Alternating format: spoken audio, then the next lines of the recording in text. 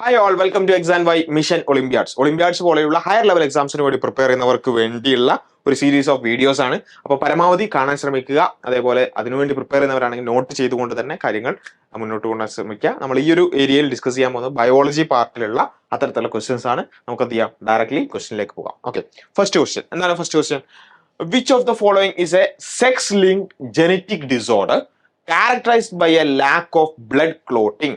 എന്നുവെച്ചാൽ ഒരു sex linked ആയിട്ടുള്ള ജെനറ്റിക് ഡിസോർഡർ. സെക്സ് ലിങ്ക്ഡ് എന്ന് വെച്ചാൽ എന്താ? നമുക്ക് സെക്സ് ക്രോമസോംസ് ഉണ്ട് അല്ലെ? ഏതൊക്കെയാ സെക്സ് ക്രോമസോംസ്?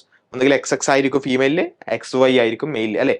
ആ എക്സും വൈയും ആണ് എന്ത് സെക്സ് ക്രോമസോംസ് എന്ന് പറയുന്നത്. വെച്ചാൽ ഹ്യൂമൻസിൽ ടോട്ടൽ എത്ര പിന്നെ ക്രോമസോംസ് ഉണ്ടാവുക? ക്രോമസോം നമ്പർ 46 അല്ലെങ്കിൽ 23 പെയർ ആണ് അല്ലെ?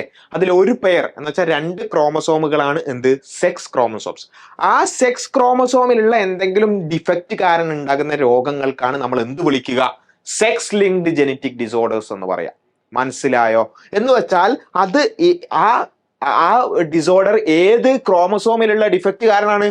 ഈ പറഞ്ഞ സെക്സ് ക്രോമസോമിലുള്ള ഡിഫക്റ്റ് കാരണമാണ് അത്തരത്തിലുള്ള കാര്യങ്ങൾ വരുന്നത്. മനസ്സിലായോ? അപ്പോൾ എന്നാൽ ഈ 2 ക്രോമസോമുകളിൽ അല്ലാതെ ബാക്കി 44 ക്രോമസോമുകളിൽ എവിടെയെങ്കിലും ആണ് ഡിഫക്റ്റ് എങ്കിൽ നമ്മൾ അതിന് എന്താ വിളിക്കുക? ഓട്ടോസോമൽ എന്നാണ് വിളിക്കുക അല്ലെ? ഇത് സെക്സ് ലിങ്ക്ഡ് ആണ്, ഇത് പിന്നെ ഓട്ടോസോമൽ സെക്സ് ലിങ്ക്ഡ് അല്ലാത്തതാണ്. അപ്പോൾ ആ രൂപത്തിലാണ് നമ്മൾ സെക്സ് ലിങ്ക്ഡ് എന്ന് പറയാം. അപ്പം അത് ഇൻ കേസ് വൈ ക്രോമസോമിലാണെന്നുണ്ടെങ്കിൽ അത് പിന്നെ ബോയ്സിലൂടെ മാത്രമേ പകരുള്ളൂ. കാരണം വൈ ക്രോമസോം ഗേൾസിലില്ലല്ലോ അല്ലെ?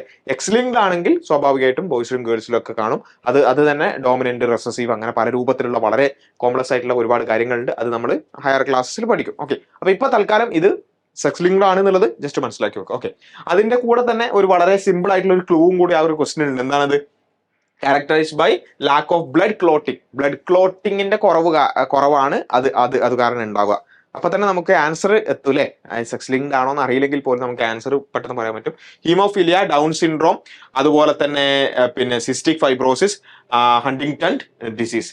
ഏതാണ് ബ്ലഡ് ക്ലോട്ടിങ്ങുമായി ബന്ധപ്പെട്ടുകൊണ്ടുണ്ടാകുന്ന സെക്സ് ലിങ്ക്ഡ് ജെനറ്റിക് ഡിസോർഡർ? നമുക്കറിയാം, option A haemophilia is the correct answer അല്ലെ? ഹീമോഫീലിയ ആണ് ബ്ലഡ് ക്ലോട്ടിങ്ങിനെ ബാധിക്കുന്ന രൂപത്തിലുള്ള സെക്സ് ലിങ്ക്ഡ് ആയിട്ടുള്ള ഡിസീസ് എന്ന് പറയുന്നത്. Which process release energy from glucose in the absence of oxygen?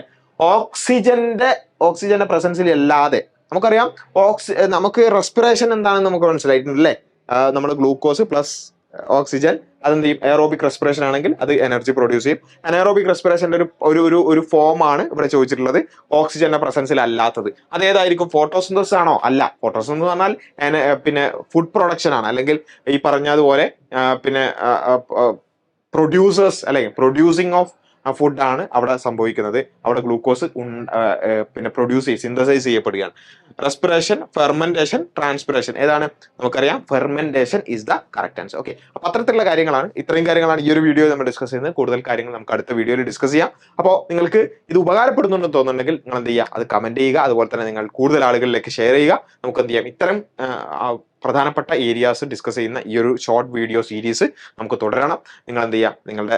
നിങ്ങൾക്ക് അത് ഉപകാരപ്പെടുന്നുണ്ടെങ്കിൽ അത് കമന്റ് ചെയ്യുക. നമുക്ക് എന്ത് ചെയ്യാം? കൂടുതലായിട്ട് അത്തരത്തിലുള്ള വീഡിയോസ് ചെയ്യാം. ഓക്കെ, അപ്പോൾ അടുത്ത വീഡിയോയിൽ വീണ്ടും കാണുന്നത് വരെ ബൈ.